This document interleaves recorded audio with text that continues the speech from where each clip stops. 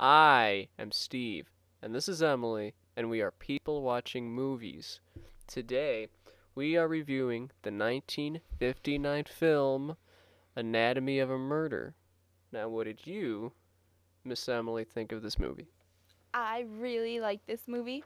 I thought the acting was great. It's a 2 hour and 40-minute movie, but it doesn't really seem like it.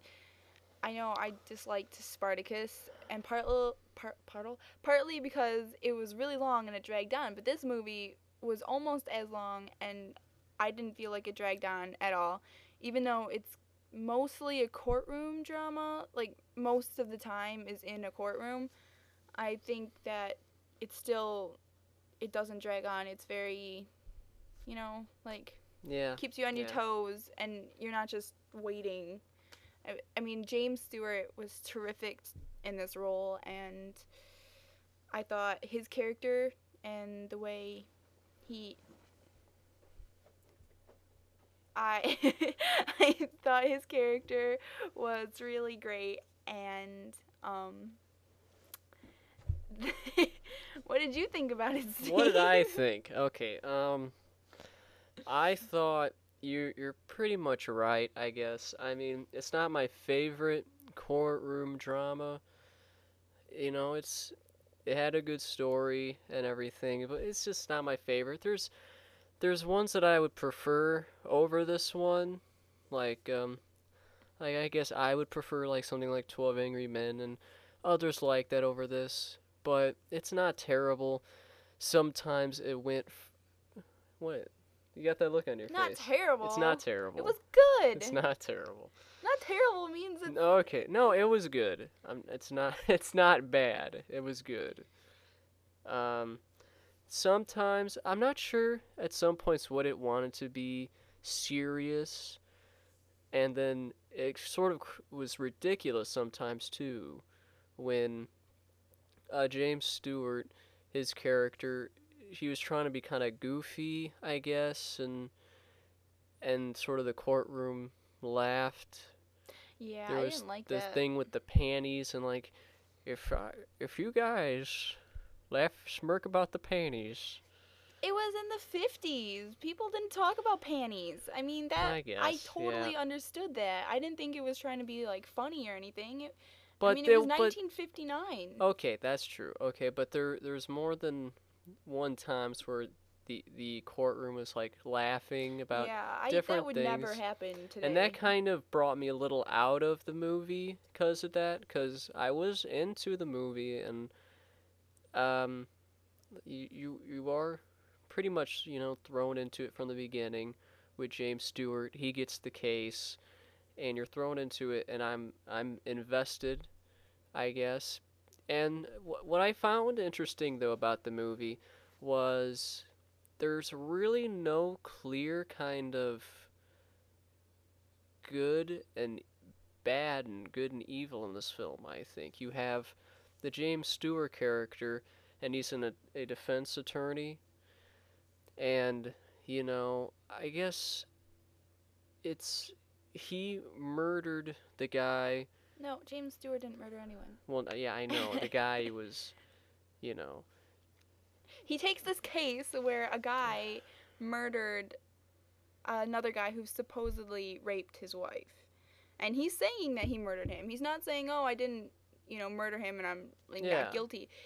He just wants a defense because he thinks it's justified that he killed a man who raped his wife. yeah. I mean, you're getting into the whole idea of, the taking the law into your own hands, and I don't know. I guess it's not insanely clear on who, the good guys. I mean, James Stewart is also clearly using tactics that a lawyer would I liked it to though. Well, cuz work on his I mean, he way. knew that he had a good defense and the prosecutors were trying to make him think that he didn't, and they were withholding stuff and they were being mean. So he was trying to get around. Yeah, and he didn't have an amazing defense either. Like he had what he was working with. He had one um, That's the one. It wasn't a therapist. He was I sort don't of know a who that old guy was. psychoanalyst kind of guy, and like I guess he was working with. I guess pretty much it showed a courtroom drama. The I guess the way it should have been, it was just the laughing, and sometimes some of the goofiness brought me out of it. Well, Not I mean, you don't want a serious movie for 3 hours. I mean, there has to be some sort of well, moments where, yeah. I mean, that's just who his character was, though. His character was the guy who was committed to his job, but you can see his personality sometimes through it. Okay. I'm right. No, it was good. And, well, okay, you're right. But I mean, it's a good it's a good movie. I mean, there's films before on the list that I would take over this, but um, not really in my favorite James Stewart movie, but How it's good. many James Stewart movies have you seen? I've seen quite a few, but it was good. You know, do you think it should be on the IMDb top 250? Does it deserve it? Obviously. Obviously. Do you?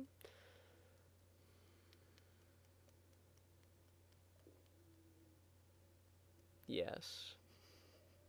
Yes, I do. Yeah.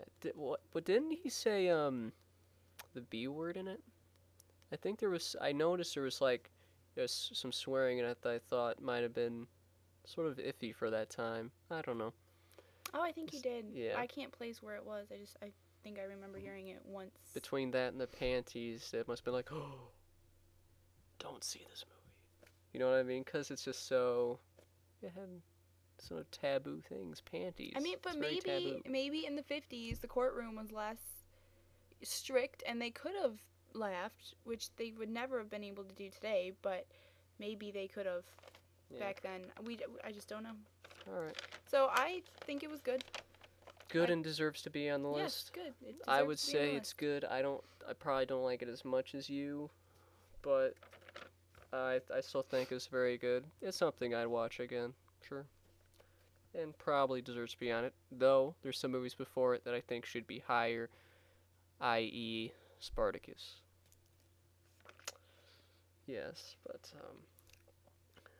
and some others too. So, whatever. Okay. So the next movie we are going to review is All Quiet on the Western Front. This list is from 5810. So the IMDb list always changes. So we're sticking to a specific date. And we may get back to films that got on it. I don't know. But I am Steve. That's Emily. And thank you for watching. Bye now.